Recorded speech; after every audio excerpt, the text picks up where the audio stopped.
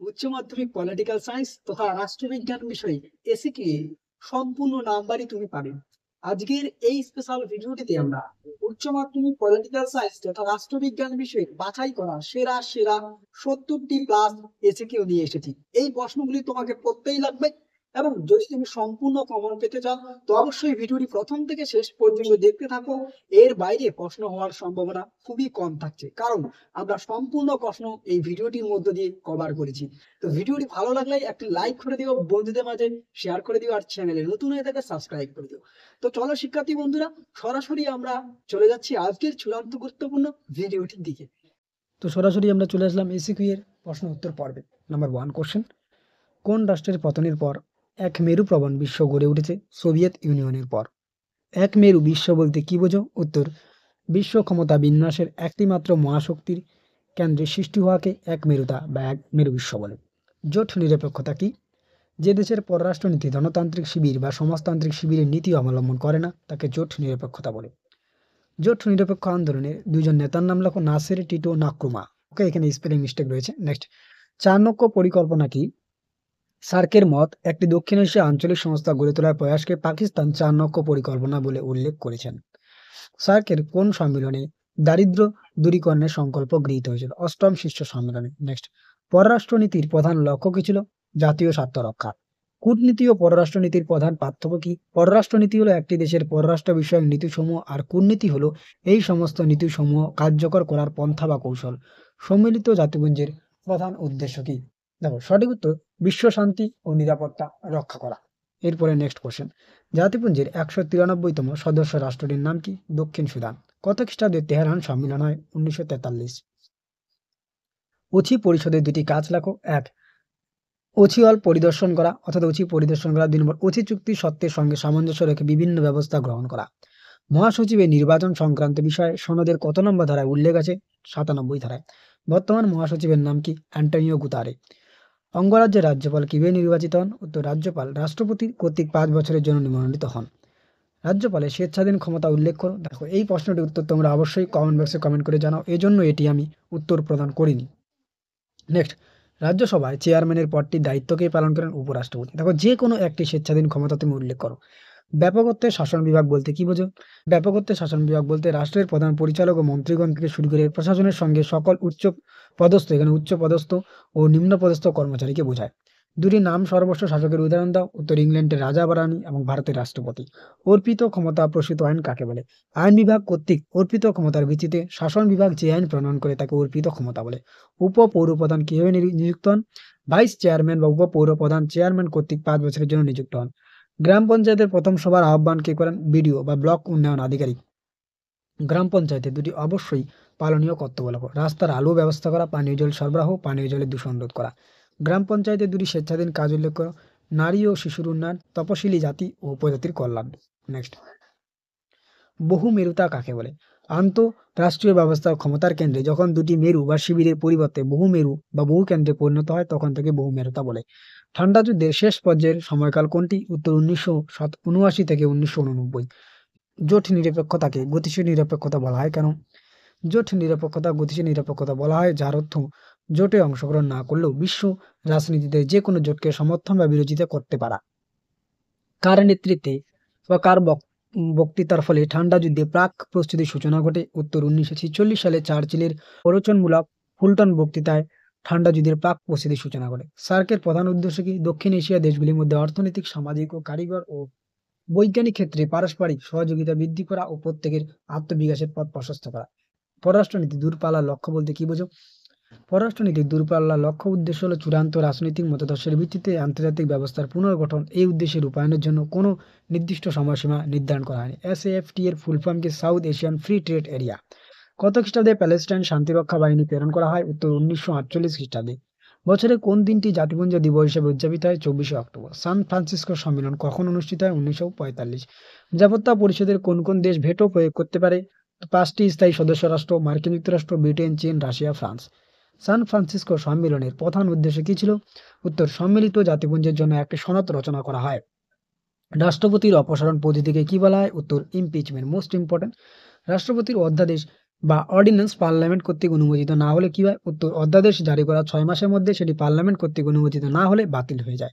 একক পরিচালক ও বহু পরিচালক বিশিষ্ট শাসন ব্যবস্থার মধ্যে একটি পার্থক্য লেখো।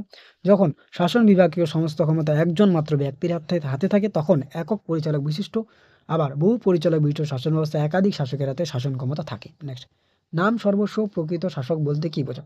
তত্ত্বগতভাবে যিনি শাসন বিভাগের প্রধান তাকে নাম সর্বস্ব বলা হয়, যেমন ভারতের রাষ্ট্রপতি, এবং বাস্তবে যারা শাসন কার্য পরিচালনা করেন তাদের প্রকৃত শাসক বলা হয়, যেমন ভারতের প্রধানমন্ত্রী। পঞ্চায়েতের সমিতির দুটি স্থায়ী সমিতির নাম করে, উত্তর অর্থ পরিকল্পনা স্থায়ী কমিটি, জনস্বাস্থ্য পরিবেশ স্থায়ী কমিটি। পঞ্চায়েত সমিতির নেক্সট, পঞ্চায়েত সমিতির দুটি স্থায়ী সমিতির নাম, এটা রিপিটেড হয়েছে, এই প্রশ্নটি রিপিটেড হয়েছে। এক কক্ষবিষ্ট আইনসভার পক্ষে দুটি যুক্তি দাও। এক, দায়িত্ব নির্ধারণ করা সহজ। দুই, অপচয়মূলক নয়। নেক্সট, জেলা পরিষদের দুইটি কাজ লেখো। উত্তর, গ্রাম পঞ্চায়েত ও পঞ্চায়েত সমিতির অনুদান দেওয়া এবং জেলার অন্তর্গত পঞ্চায়েতের সমিতিগুলি বাজেট পরীক্ষা অনুদান করা।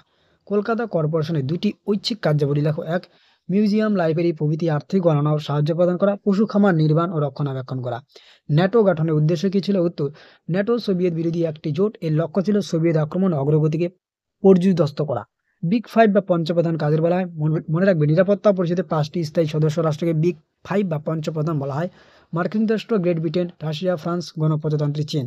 পরবর্তী প্রশ্ন, ইউএনও এর পুরো নাম কি? United nation organisation. কমনওয়েলথ কি? কমনওয়েলথ হলো একটি ব্রিটিশ অধীনতা থেকে মুক্ত স্বাধীন রাষ্ট্রগুলি এক স্বেচ্ছামূলক সংগঠন। গ্লাসনস্ত কথার অর্থ কি? উত্তর, মুক্ত মন উন্মুক্ত ব্যবস্থার প্রতিষ্ঠান। ডাব্লিউটিও এর পুরো নাম কি? World trade organisation. কার্গিল যুদ্ধ কাদের মধ্যে হয়েছিল? ভারত ও পাকিস্তান, 1999। নেক্সট, হাইকোর্টের রায়ের বিরুদ্ধে কোন কোর্টে আপিল করা যায়? সুপ্রিম কোর্টে। ভারতের অখণ্ড বিচার ব্যবস্থা শীর্ষে আছে কোন আদালত? Supreme court. সুপ্রিম কোর্টের বিচারপতিদের বেতন কখন হ্রাস করা যায়? উত্তর, আর্থিক জরুরি অবস্থার সময়। কমিন ফর্ম কে গঠন করেন? Soviet union. অর্ডিন্যান্স কাকে বলে?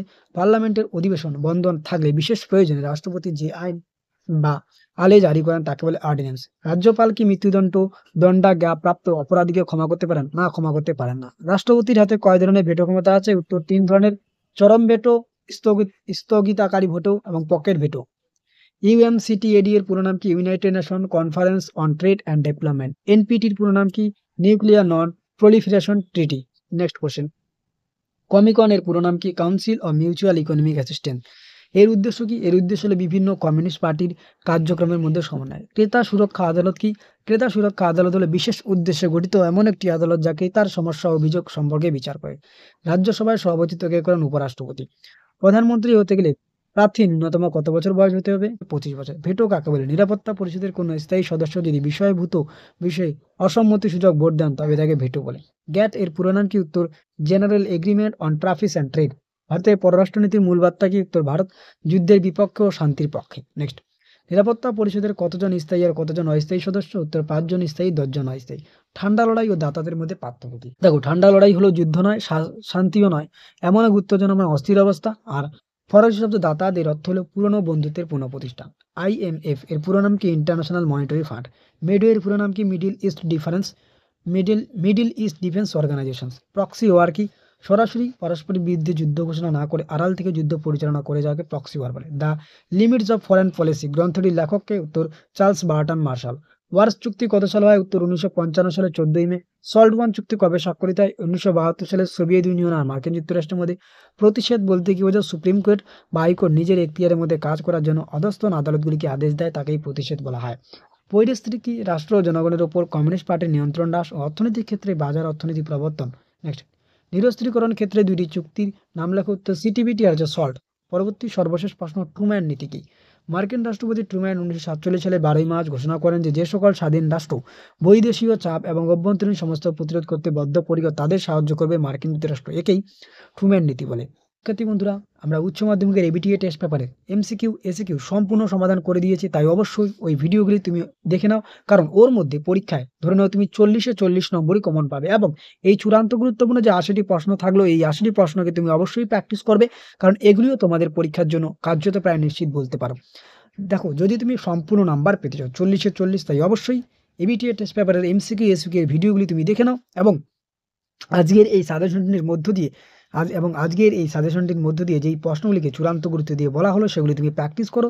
আশা করা যায় তুমি 100% নিশ্চিত থাকো 40-এ 40 নম্বর তোমার হাতের মুঠোয়। এবং ইতিমধ্যে আমরা 8 মার্কের জন্য মাত্র 10টি চূড়ান্ত গুরুত্বপূর্ণ প্রশ্ন সাজেশন দিয়েছি। না দেখে থাকলে অবশ্যই আমাদের প্লেলিস্টে গিয়ে অথবা ডেসক্রিপশন বক্সের লিঙ্কে ক্লিক করেও দেখে নিতে পারো। অর্থাৎ তুমি 80-র মধ্যে কিন্তু 80 নম্বরই পেয়ে যাচ্ছ। তো ভিডিওটি ভালো লাগলে একটা লাইক করে দিও, বন্ধুদের মাঝে শেয়ার করো, চ্যানেলে নতুন হয়ে থাকলে সাবস্ক্রাইব করে দিও। আর এই ভিডিওর পিডিএফটি ডাউনলোড করার জন্য অবশ্যই আমাদের টেলিগ্রাম চ্যানেলে জয়েন হয়ে যাও, সেখানে এই পিডিএফটি আপলোড আমরা করে দিয়েছি। ওকে, তো দেখা হচ্ছে পরবর্তী কোনো এক ভিডিওতে। ততক্ষণ পর্যন্ত পড়তে থাকো, জানতে থাকো এবং অবশ্যই আমাদের পাশে থাকো। আর যেই প্রশ্নটি বলা হলো সেই প্রশ্নটি অবশ্যই আমাদের কমেন্ট বক্সে কমেন্ট করে জানিও।